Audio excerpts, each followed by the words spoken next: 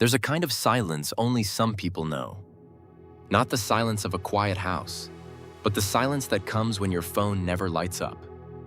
When your birthday passes quietly. When no one asks if you got home safe. The silence that comes when no one calls your name at night. When no one says, "Come home," because there's no one waiting there.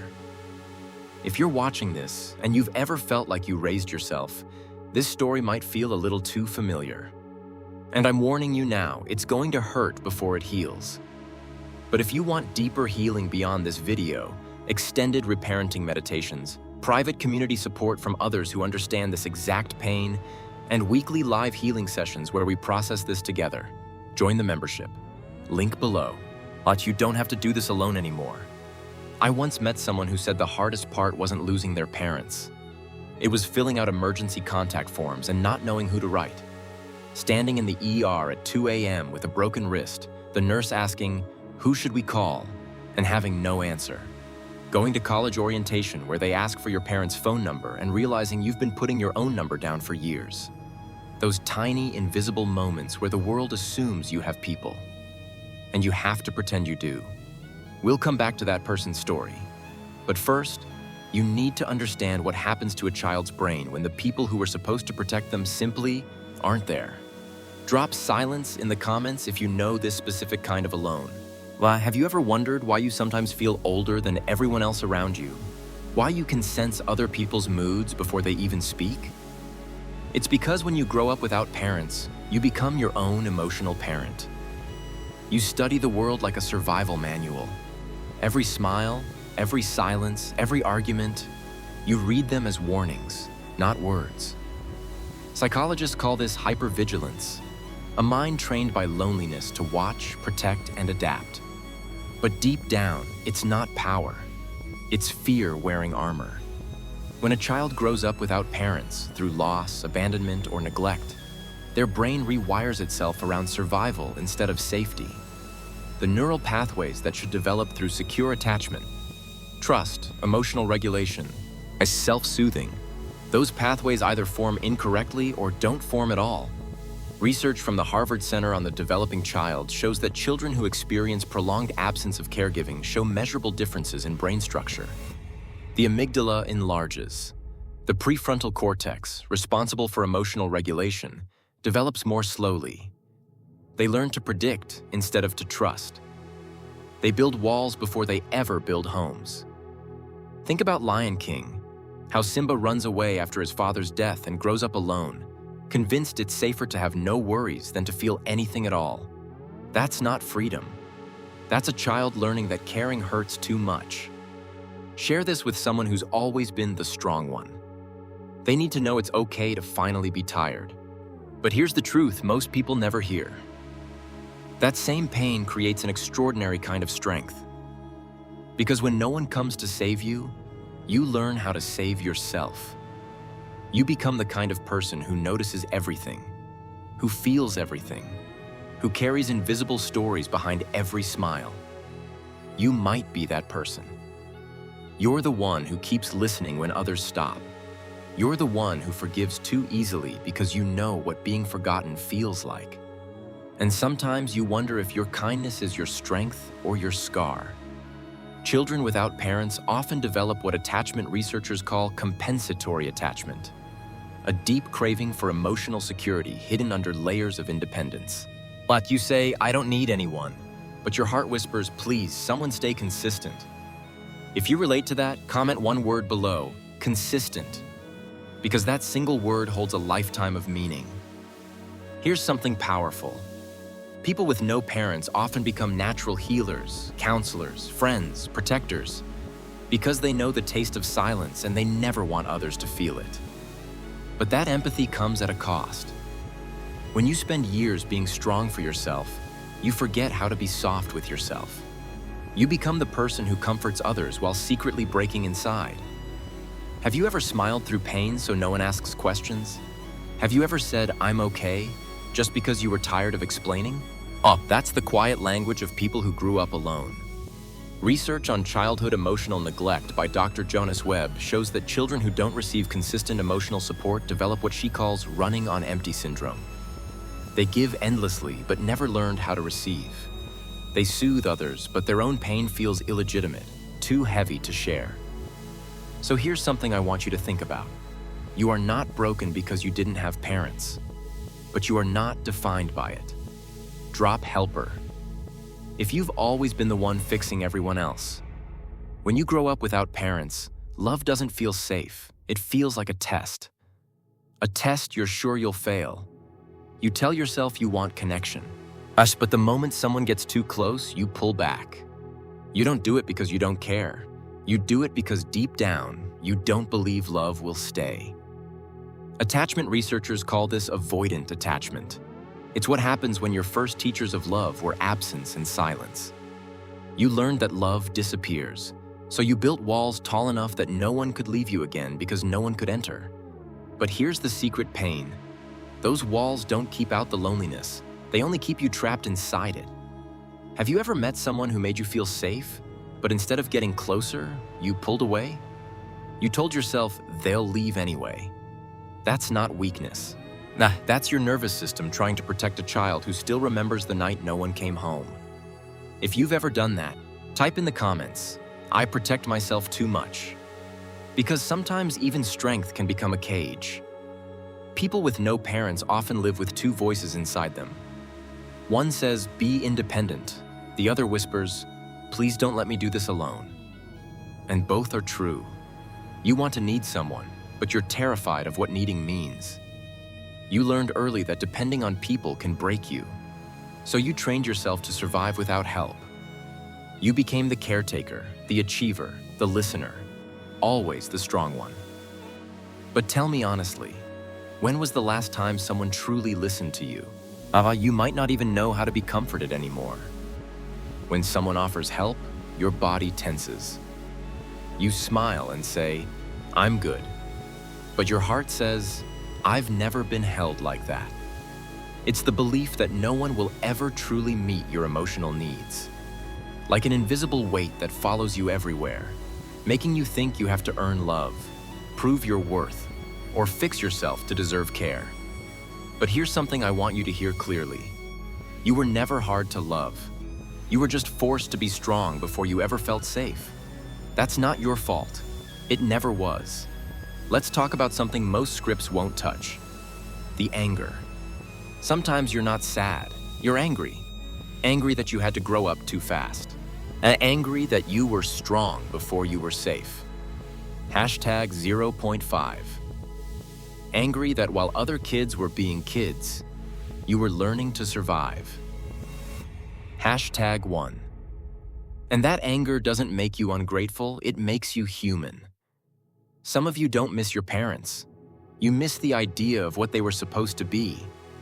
The bedtime stories, the "I'm proud of you," the safety you never got to take for granted. You're angry at the emergency contact forms, at the school events where everyone else had someone cheering, at the Mother's Day and Father's Day sales that feel like a personal attack. That anger is valid. It's proof you deserved better. Hashtag 1 hashtag. And acknowledging it doesn't mean you're stuck in it. It means you're finally honest about it. Drop angry if you've been pretending you're only sad when you're actually furious. When people who grew up without parents finally experience love, real, patient, stable love, it feels foreign, almost painful. Because peace feels suspicious when chaos was your normal. You wait for the storm, even in sunshine. Have you ever ruined something good because you were sure it was temporary? Have you ever tested someone's love just to see if they'd stay? That's your past trying to confirm its own story. It's your brain saying, "This is too safe. It can't be real." Hashtag 1. If that hit home, comment this word, real. Hashtag 0.5. Because deep down, that's what you've always wanted. Hashtag 1. Something real. Here's what research on attachment trauma shows.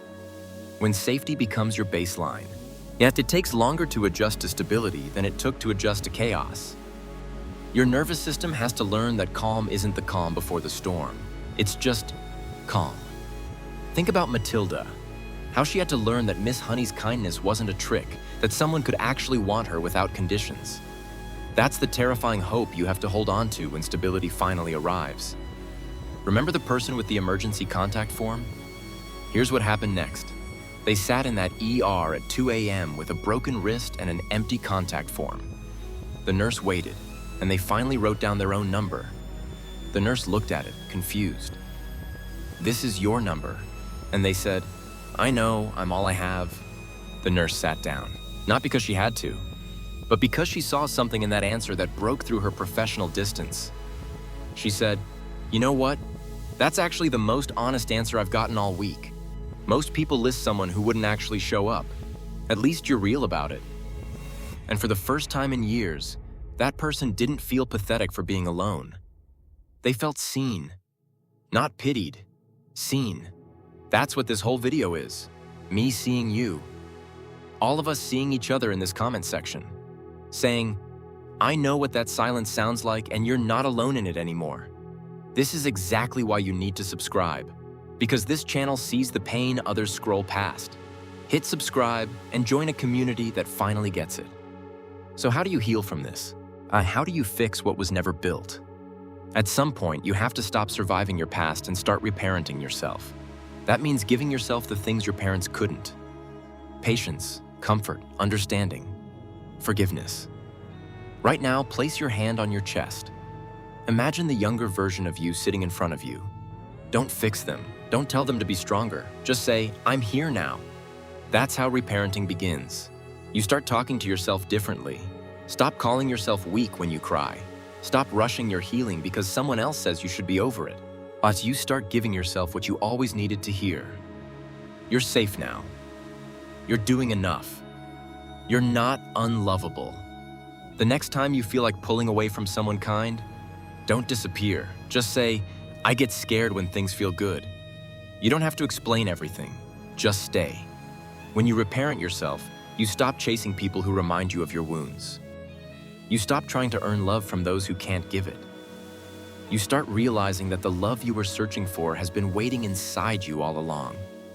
There's a question inside almost everyone who grew up without parents. Who am I because of it? Without someone to mirror your emotions, you learn to see yourself through others. Measuring worth by who stays, or who leaves, who notices you. When no one stays, you start believing maybe you're the problem. You become a chameleon, smiling when you're breaking, saying "I'm fine" because no one would know what to do with the truth. If you've ever pretended to be okay just to make others comfortable, type, "I hide behind okay," because that phrase is your armor and your prison.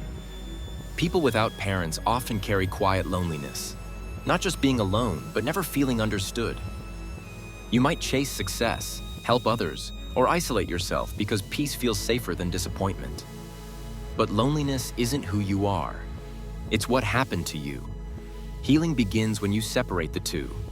Growing up without parents also means losing your witness, as no one saw your first steps. No one said, "I'm proud of you," when you needed it most. So you chase acknowledgement in ways that exhaust you.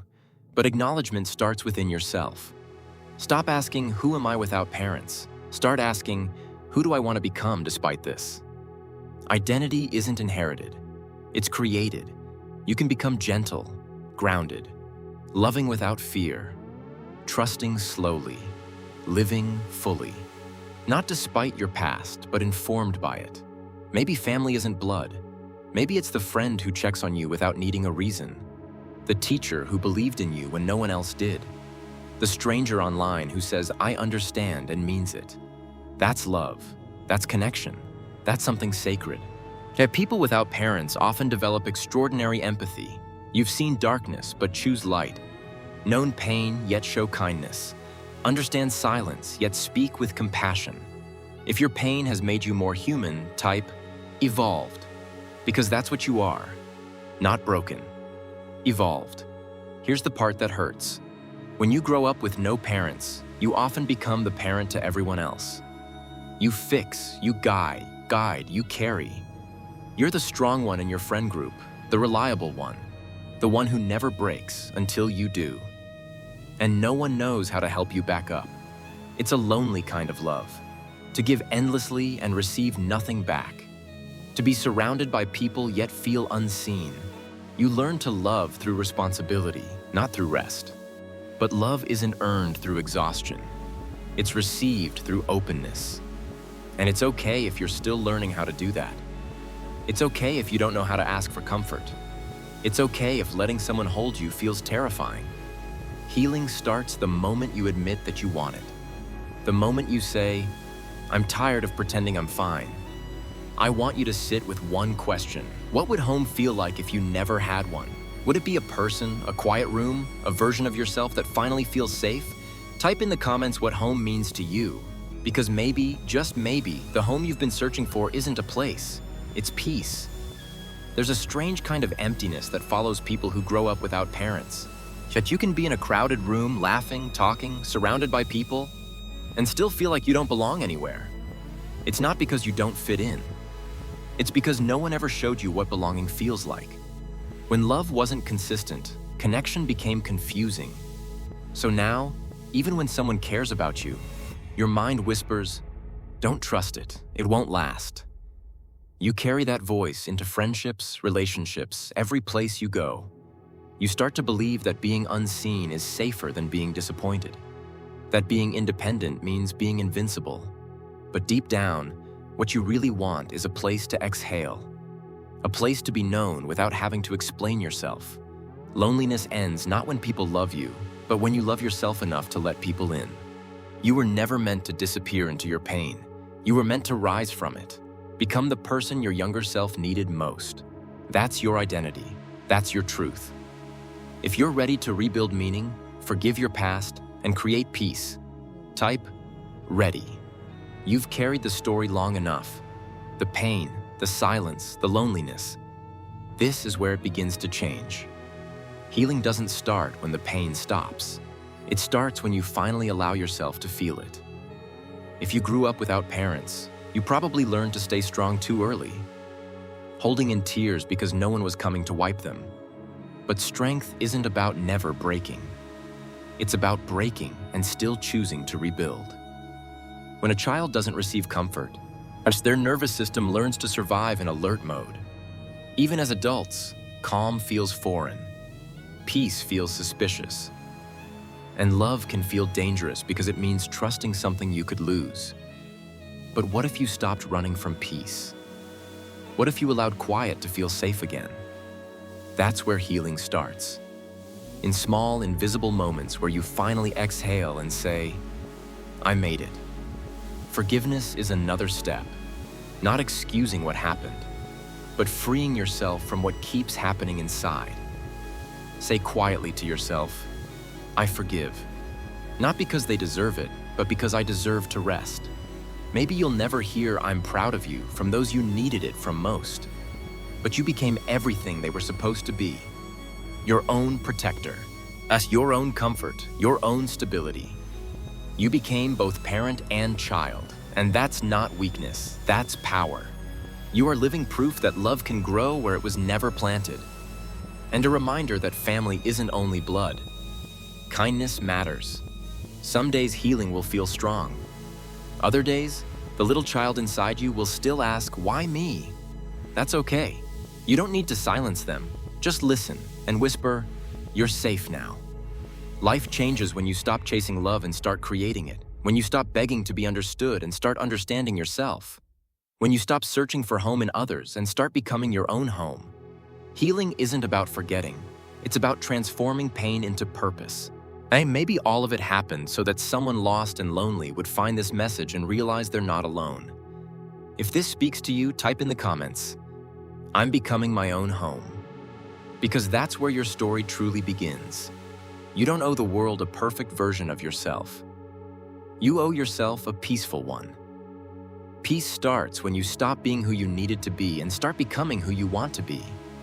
This isn't the end of your story. It's the beginning of your freedom. You didn't get the childhood you deserved, but you get to choose the adulthood you create. And that changes everything. No one came when you were a child, but you came. And that's the beginning of everything. If you've made it this far, yes, you've already done the hardest part. You faced your truth. So take a deep breath, close your eyes, and say, "I'm not what I lost. I'm what I've learned. Share your story in the comments. Someone will read it and feel less invisible. That's what this space is for. That's why we're here. Subscribe because every week we talk about the kind of pain no one talks about out loud. And maybe together, we can heal a little more each time. You're not alone anymore. This is your community. These comments are your witness. And every single person here knows exactly what that silence sounds like. Welcome home.